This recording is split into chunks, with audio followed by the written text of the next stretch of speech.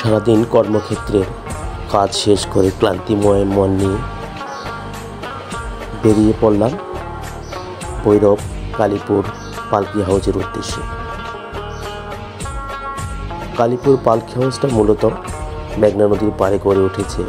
পালকি হাউসের ভিতরে অনেক প্রাকৃতিক পরিবেশ, অনেক সুন্দর, এবং সেলফি তোলার জন্য নানা রকম প্রক্রিয়া ওনারা তৈরি করে রেখেছেন, যেমন টেলিফোন বুথ, পালকি, আরও অনেক জিনিস ওনারা সাজিয়ে রেখেছেন। এবং পালকি হাউসের প্রাকৃতিক পরিবেশটাও অনেক সুন্দর। এবং পালকি হাউসের ভিতরে ওনারা বাংলাদেশের লোক ঐতিহ্যের অনেক কিছু তুলে ধরেছেন, দেখতে ভালোই লাগে।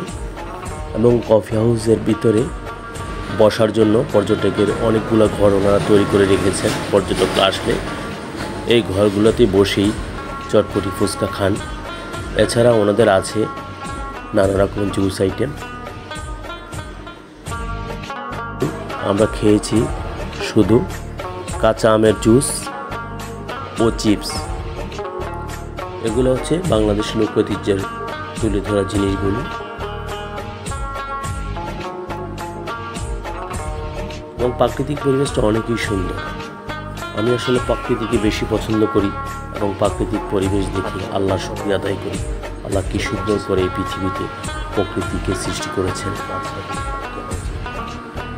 আসলে প্রকৃতি আমাকে অনেক বেশি টানে, তাই আমি সময় সুযোগ পেলেই প্রকৃতিকে দেখার জন্য বের হয়ে পড়ি এবং আপনাদেরকে দেখাই,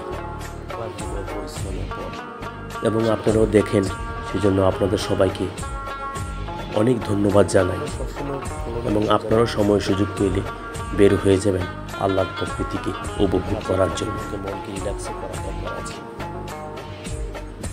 অনেক সুন্দর প্রাকৃতিক পরিবেশ।